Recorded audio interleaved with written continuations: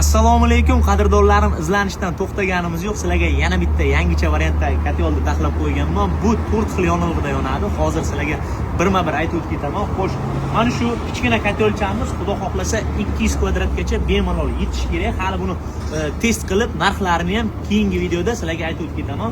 Xo'sh, birinchi yonadigani bu atrobotkada, mana shunaqa kichkina mini gorilkada juda ham ekonomik bo'ladi. Xo'sh, 1 litr atrobotkani 2 soatdan 4 soatgacha bemalol yetkazsa bo'ladi. Xo'sh, mana bachoglari siyomni qilib qo'yganmiz. 5 litr atrobotka ketadi. Juda ham akkuratligini chiroyli qilib yasaganman buni. Xo'sh, ikkinchisi metan, oqma gaz yoki propan balonda ham qo'yib, mana bunaqa ekonomik gorilka bilan bemalol yoqsanglar bo'ladi. Mana ko'rishinglar mumkin. Hamma udobstvosini qilib qo'yganmiz mana. Akkuratligini qo'yasizlar, gazda ulasizlar, bemalol yonaveradi. Xo'sh, buni ham hali test qilamiz.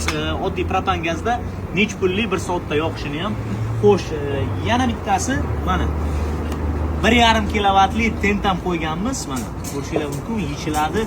Bunda ham juda ham ekonomik bo'ladi. Hali bunda ham qizdirib testini qilamiz. Xo'sh, bu kotelimizni udobli tomoni mana yaqinroq olib kelib. Xo'sh, mana bunaqa yechta zaslonka qo'yilgan, issiqlikni hammasi o'zida qoladi. Xullas, o'sha eski kotellarimda mo'rini ushlagandan keyinsiga hech qanaqa qo'lni kuydirmaydigan bo'ladi. Расширительный bachok hammasini qo'yganmiz. Mana обратный давленияni klapinni ham qo'yganmiz chiqarib yuborish uchun. Bu bachogimiz ham siyomli bo'lyapti. Keyingi videoni tomosha qilsanglar, buni test qilib qancha vaqtda rasxodlarini ham narxlarini aytib ketaman. Sog' bo'linglar, omon bo'linglar.